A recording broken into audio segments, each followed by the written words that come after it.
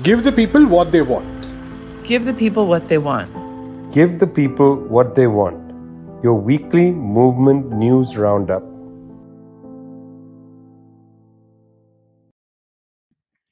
It's the 9th of September, 2022. You're with Give the People What They Want, brought to you by People's Dispatch, the co-editors Prasanth and Zoe. I'm Vijay from Globetrotter. It's the 93rd episode of your favorite weekly news half an hour update from around the world. Well, um, update from around the world because today I'm in Ireland, Zoe is in Brazil, and Prashant is in India. Can't have a more global news show than this.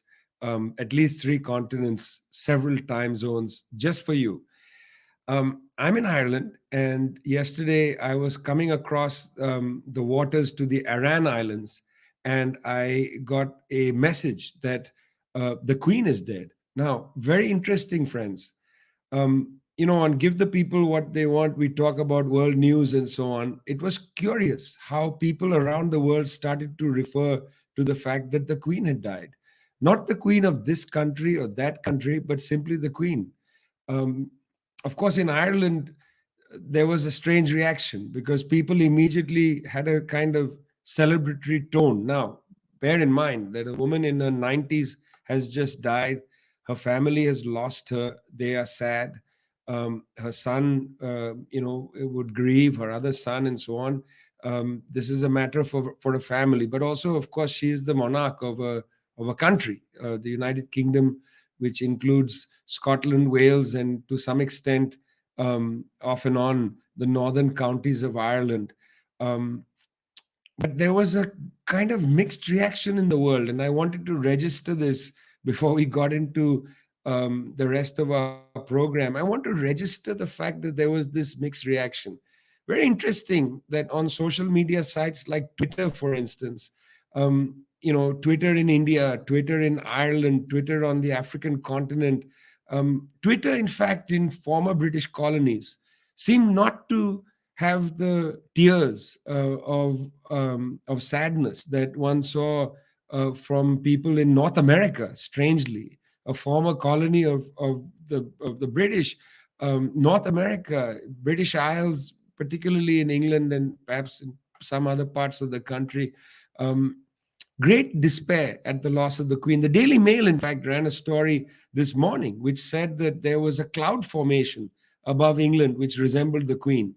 Strange things happening in England. You see, it has to be recognized that Mary Windsor was not just an individual. She was also the head of empire in her early youth, and then eventually the head of what was known as the Commonwealth. I feel that we sometimes forget that in the colonized parts of the world, including in the Caribbean, there is a great sense of resentment and hostility towards what the British had done. In fact, only within the last couple of years, the island of Barbados left the Commonwealth, left the monarchy, the institution of the monarchy. They decided no longer to recognize Queen Elizabeth or anybody sitting in the chair in Buckingham Palace as the monarch. They became a republic. That's the sentiment, in fact, with which the death of Queen Elizabeth II was greeted in many parts of the world. It wasn't an unnatural sentiment given the kind of history of British colonialism. And not just the history of British colonialism, but also how Britain has dealt with its colonies subsequent to the independence of many of them. Bear in mind, during the reign of Queen Elizabeth II, Britain, at the start of her reign, was in the midst of a terrible, brutal campaign in Kenya and in Malaya to hold those colonies with brutal force. In the middle of her reign, Britain went to war on the island of Malvinas against the government of Argentina to defend a colonial outpost. Um, Toward the end of her reign, Britain has asserted itself with a so-called global posture under the prime ministership of former Prime Minister Boris Johnson, sending a aircraft carrier group known as Queen Elizabeth II, in fact, into the South China Sea. This is a history in her many years. She was the crowned Queen of England and other parts of the world in 1953. In her many years, Queen Elizabeth II of England presided over a attempted hold on to an empire in great decline. And that's the reason why I think, and I wanted to say this at the start, that's the reason why in many parts of the world, there was not the kind of sadness. There was not the journalist looking up at the clouds and seeing the outline of Queen Elizabeth II's head. In fact, there was rage about the empire. People are still raging against the empire in many parts of the world. And that, in a way, I suspect needs to be registered. Raging against the empire, the French Empire as well, in places like Haiti, raging against the empire in Mali, where the French troops have been thrown out, raging against the empire, Zoe, in Haiti. Take us to Haiti. Well, Haiti has been involved in a series of mobilizations and popular uprisings really since 2018, when gas prices were increased and people took to the streets en masse to protest this. And it's been involved in a wave of uprisings since then that have been provoked by different things, whether it be the gas price increase, the increase of the basic food basket that's been happening. There's been a generalized discontent with those that really uphold this ruling class to essentially pillage the country, to hand over the riches of the country to outside of it. Haiti is home to many different sweatshops of transnational corporations. The government is essentially has to be approved by a group called the Core Group, which is a group of different ambassadors from the United States, from France, from other EU countries. There's a representative of the United Nations. Haiti is a country that has had its political and economic system essentially under the boot of imperialism for decades. Haiti is one of the countries that has paid the highest price for rebelling against French colonialism, for demanding freedom, for putting an end to slavery, for being one of the first countries in the hemisphere to put an end to slavery and to establish an independent Black republic. It has constantly and continuously been paying this price. And so in the recent days, mobilizations have picked up once again. As I said, part of this larger trend that's been happening over the past several years in kind of a revolt against neoliberalism, which manifests in the increase in the basic daily life goods. And this has been aggravated, of course, by, for example, the earthquakes that have taken place in the past couple of years, the assassination of Jovenel Moïse, who had already been viewed with a lot of distrust by the Haitian people because he overstayed his term by an entire year. So there's been a flurry of kind of different factors that have made this crisis even worse. And now on the anniversary, essentially, of 1 year of Ariel Henry, who took over control following the assassination of Jovenel Moïse as acting prime minister, acting president, people are once again on the streets, and they're demanding that after all of these years of popular mobilization, of making clear and concrete demands about how the people want to move forward, how they want to transition to a true democracy that represents the interests of the Haitian people, that once again, there's another leader taking advantage of the instability, taking advantage of support from the United Nations, from France, and from the United States to essentially run the country how he wishes without listening to the people. And so since the 22nd, people have been on the streets. They've been raising these demands of a political nature. They've been raising demands of an economic nature related to the consistent devaluation of their currency, the consistent increase in the cost of these basic goods, as I mentioned, that's been happening over the past several years. and then also what they see as a growth and insecurity in daily life. So, for example, the growth of armed gangs and their control over large parts of the country. This has been consistently denounced as a byproduct of this lawlessness that the government of Ariel Henry has kind of implanted. And so people are once again on the streets. I really recommend people check out the recent interview we published with Haitian journalist Jean Huertes. He spoke to Tanya Wadma from our team, really about all of these crucial issues and what is their vision for getting out of this crisis. People talk about the crisis in Haiti a lot, but they refuse to actually talk to Haitian people who are organized and have a vision for what the country can look like and should look like with all of their natural resource wealth, with all of the, they have a huge young population ready to work, ready to be engaged in society. And these aspirations have been consistently crushed by imperialists. So check out the interview and follow Haiti always. Raging against French colonial legacy in Haiti, also raging in the Mediterranean. Prashant, when you told me about the story, I looked and saw the numbers of people that are going across and the deaths and so on. Mediterranean, COVID is over, but the Mediterranean is back. What's going on now?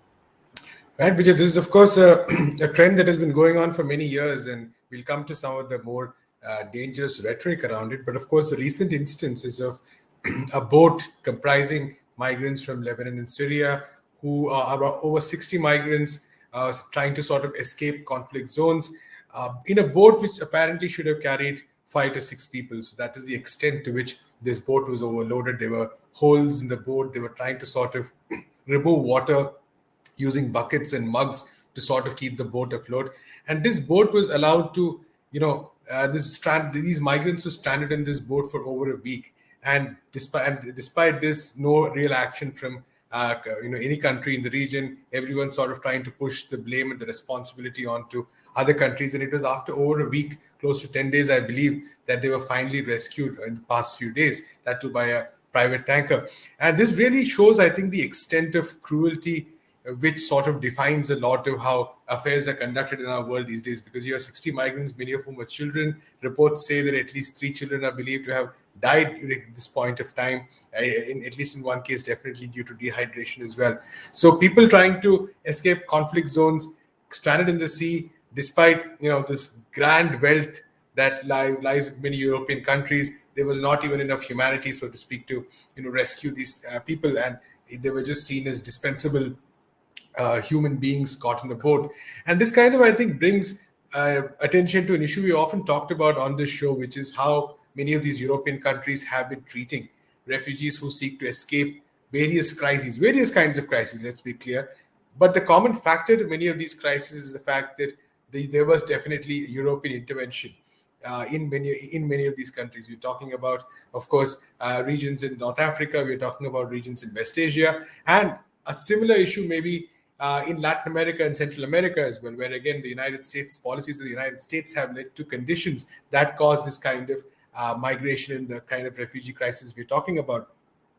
Now, Europe's response has been to largely empower Frontex and other agencies, basically, and then strike agreements with countries such as Libya, or for that matter, even Turkey, to push back many of these refugees. And when they push back, they get into abominable conditions, conditions that violate all their human rights and possibilities. And so what Europe has done is basically to be completely, is to close their eyes to the problem and pretend it is a problem entirely of countries in North Africa, for instance.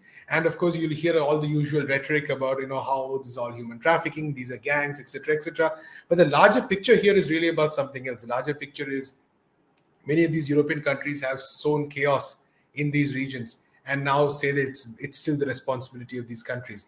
Of course, this is one aspect of it. The other aspect of it is that while many of these European countries refuse to actually take action to help people, there's no shortage of scaremongering about the refugee takeover that is supposedly happening in many of these countries. We know that this is an ideology espoused by prominent figures in the political right in many countries in Europe, where they keep warning about how all these foreigners are coming to take over your land and how the original inhabitants of Europe will suddenly be displaced and stripped of all their rights, etc., etc. Of course, a great vote-winning project, but actually the numbers really show that it compared to the global migrant flows, compared to the global refugee flows, which are mostly internal migration. The number of refugees coming to Europe is really not that much. We're talking about in the less than 200,000 or whatever. But despite these small numbers, there is no humane philosophy that any of these countries in Europe have adopted in any sense of the word. For instance, we saw that recently, you're talking about the United Kingdom signing a deal with Rwanda to basically ship back refugees who cross the English Channel without even giving them a proper chance to appeal for asylum for staying in the United Kingdom. For instance, they have to do all these processes in Rwanda. There's no possibility or surety of the fact that they can get humane treatment during this application process. So I think this instance of dozens of human beings treated as completely dispensable, treated as mere numbers, is really revelatory of a larger the political failure of humanity in actually addressing some of the crises of our time. It's a very heavy story. I mean, Tunisia just blocked 16,000 people going across. Very interesting that Tunisia is becoming one of the principal exit points from North Africa, taking over from Libya, where we've heard horrendous stories previously. You're listening to Give the People What They Want, coming to you from People's Dispatch. Zoe and Prashant, I'm Vijay from Globetrotter. Moving along, we're going to Brazil, the tropical Trump, Mr. Bolsonaro creating mischief again, running for re-election against Mr. Lula. Zoe, you're in Sao Paulo. What's happening in Brazil? Well, September 7th is recognized as Independence Day in Brazil, and this date is a day of a lot of mobilization. Historically, and for the past 28 years, the Brazilian left has taken to the streets as part of the Cry of the Excluded. It's a mobilization that often tries to draw attention to the historic inequities, kind of this false independence for who, all of this questioning of what really independence means in a country that's where the majorities are still so oppressed and have their rights restricted in so many ways. In recent years, since the election of Bolsonaro, he and his supporters have really taken this day to be a mobilization in support of their own project.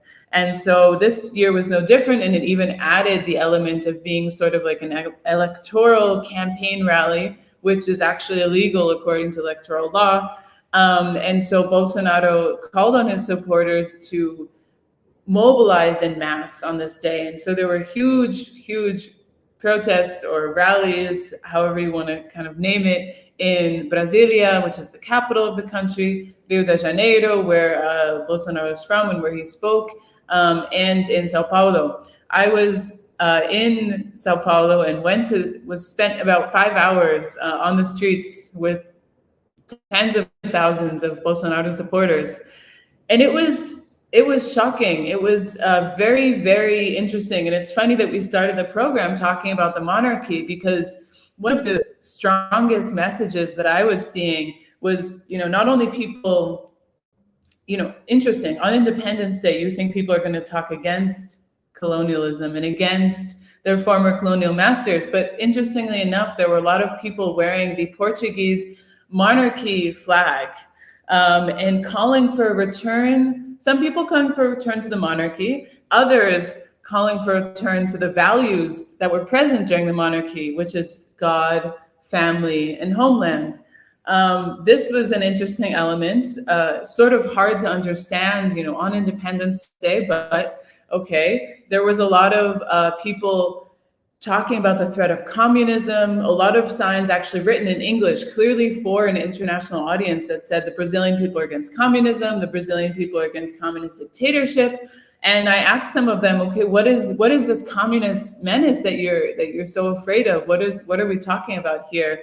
Some of them mentioned the disaster of Argentina, of course, not bringing up the fact that the economic crisis started with Mauricio Macri's loan from the IMF. People even talked about the crisis in the United States and said that Joe Biden, a communist, has caused chaos in the United States. This was also interesting. There was a lot of really interesting messaging that was going out on this day. People calling for military intervention, calling for the Brazilian armed forces to essentially take down the Supreme Court, take down judicial authorities that have dared to go against Bolsonaro. And then, of course, you have your usual hate-mongering rhetoric saying that anyone who supports Lula, anyone who supports the Workers' Party is horrible, that they're awful communists, that they are against the people, they're ugly even. I mean, it was this, I'm only really scratching the surface, but it was a bit scary and interesting is the word that I'll say. Interesting. Well, interesting indeed. And we're going to go to another place, Zoe, very interesting, where recently an occupying government, the government of Israel, has informed people foreigners, that is, who fall in love with a Palestinian that they have to register with the Israeli military. When I read that, I thought this is hilarious. It sounds a lot like what in India was called love jihad, where in a sense there's an attack on romance coming from the right wing. Prasanth, I know you're not going to talk about this. You're going to talk about a report on Shireen Abu Akleh, but come on. If you fall in love, you have to register with the military in the Israeli imagination. Come on. I mean, I'm a bit skeptical of the word imagination in this context, of course. So, yeah, that's a big issue. But Zoe was talking about how people think Joe Biden is a communist. In that case, Israel, of course, if that was so, Israel, of course, is the land of justice. Because if you look at their recent report that talks about the killing of Shireen Abu Akleh, that's the kind of incredulous feeling you get, because we know that Shireen Abu Akleh, a very senior journalist, was assassinated a few months ago. Since then, there have been multiple investigations. It's a case that has got a lot of attention worldwide. What remains unique is the fact that Israel and its ally, the United States, the line they have taken about who was responsible for the killing of Shireen Abu Akleh, and I think there's a question of I think the attempt is, if you keep repeating a lie, you can at least muddy the waters, or it's something of that sort, because the recent Israeli report talks about, first of all, of course, refuses to explicitly accept that the gunfire was by an Israeli sniper. That the words they use is, it's not possible to unequivocally determine the source of gunfire. Now, this is despite the fact that multiple media organizations in Palestine and outside, human rights organizations, have all given very concrete proof of the fact that it was an Israeli soldier who shot her. And then they use this vague terminology which says there's a high possibility that it was so. And then, for good measure, also finally says that another possibility which remains relevant is that she was hit by bullets fired by armed Palestinian gunmen. Now, again, this is despite the fact that investigations have proved that there was no gunfight going on at that point of time. And it stretches. It's very difficult to conceptualize in some sense, because we're not talking about something buried in the past, long historical process. This was one incident of which video footage is available, of which multiple witness reports are available, and all of that point to just one conclusion. But despite this fact, both Israel and the United States have pretty much stuck to that same line. And of course, Shireen Abu Akleh's family has dismissed this probe. Palestinians as a whole have dismissed this probe. They have called for an international investigation. But I think what this sort of encapsulates once again is the kind of the pattern, the repeated sort of nature of how occupation works. And you talked about one instance, of course, of how romance is treated, but this is another investigation. This is another aspect. Journalists, say political activists being murdered, and then all the blame being thrown back at them, or Palestinian political prisoners, the way they're treated, how they're forced to go into multiple hunger strikes to protest against a law according to which they get no trial, according to which they do not even know what the charges against them are. So Israeli occupation is now basically entrenched in these series of patterns which justify, which seek to make unclear, which seek to muddy the waters of what are clearly crimes that are visible to more and more people across the world. So I think this report it's useful for not just journalists. I think it's useful for all people to study, to see how Israel, it's actually a very useful report to sort of understand how Israel seeks to justify its acts by completely denying responsibility and obfuscating as much as possible. Very important that we keep on this story, not only because, of course, Shireen Abu Akleh was a fellow journalist, and journalists have to look out for each other. Nobody seems to care about our lives and our sense of safety, but also because this is a touch point in the struggle of Palestinians to liberate themselves, and it's a very important story. By the way, once again, just to underline something Prashant said, she's a Palestinian American, a U.S. citizen. Once again, a U.S. citizen, her life set aside just because she's Palestinian. Very important story. Well, on Sunday, the 4th of September, 4th of September is an interesting date because that was the day that Salvador Allende won his election in 1970. 4th of September this year, the Chilean people went into the polling booths to decide whether they wanted to approve a new constitution. Coming up in the next few days, Tarua Zuniga Silva and I have a report that will come through Globetrotter about this election. We've looked at it carefully. People are dismayed that the constitution was not approved. In fact, opinion polls from as early as April started to suggest that the rejection of the constitution was going to be by a considerable number.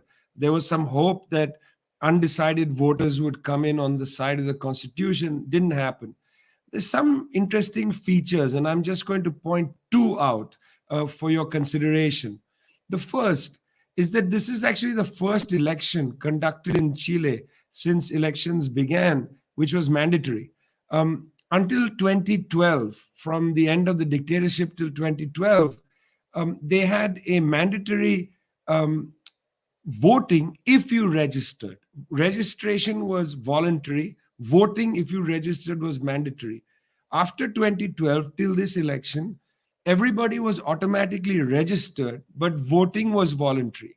For this election, of all things, the most consequential election, they decided to change the rules and make voting mandatory, which meant 100% of those of eligible age were to vote. Now, important to remember, when Gabriel Boric won the second round against Jose Antonio Cast, he only had 50% of the electorate come out to vote. This time, about 86% of the electorate came out to vote. The rest had to pay fines. 86%, that's a lot more people than voted just in December to vote for Mr. Boric. The assumption being those who don't vote are going to vote for a new constitution because they are disillusioned with the old one and so on and so forth. Turns out that may not have been the best analysis. Why was that not the best analysis? Well, here's a theory. A large number of people who came out to vote had a couple of reasons why they might have voted to reject. Number one, many of them were evangelicals and particularly Pentecostal voters who don't vote because they didn't see their politics in the politics of the state. But now, being forced to vote, they had to vote on a constitution which had several social items in it which they didn't agree with, on abortion, on women's rights, and so on. So, forced the evangelicals to vote, they're going to vote against the liberal constitution. Secondly, as soon as the constitutional process was announced, the right began to campaign against it. The left and center left waited till the constitution was written before they started to campaign, giving the right an enormous advantage in the election process. So that's the second, and I think very important reason. The third is those who campaigned on the approve line largely campaigned on social issues, didn't take up the economic issues that are gripping the people of Chile. And in some senses, we talked to Daniel Hadwe, the mayor of Recoleta, and Daniel told us that even in Recoleta, where he is the communist mayor, the people voted against the constitution, despite the fact that he had a massive majority in his last election and that he had an enormous rally the day before the election. Still, the people of Recoleta voted against it. He said that the campaign for approve simply didn't connect with the everyday issues that people are dealing with now, the economic issues. So in some senses, in the same way as Sebastián Piñera, the previous president, was punished for his economic performance in the plebiscite, Gabriel Boric was punished in this election and he had to restructure his cabinet. So very complicated election, but by no means is it as straightforward as, a dismaying defeat. a close analysis of this election shows that there's a lot of features that need to be looked at and so on. One of which was that you don't just put a constitution before the people and say, well, what do you think? Much more needs to be done. You've been listening to Give the People What They Want, brought to you from People's Dispatch, your favorite website, peoplesdispatch.org. That's Prashant and Zoe. I'm Vijay from Globetrotter. We'll see you next week. The 100th show is on the 28th of October. Bookmark that. See you later.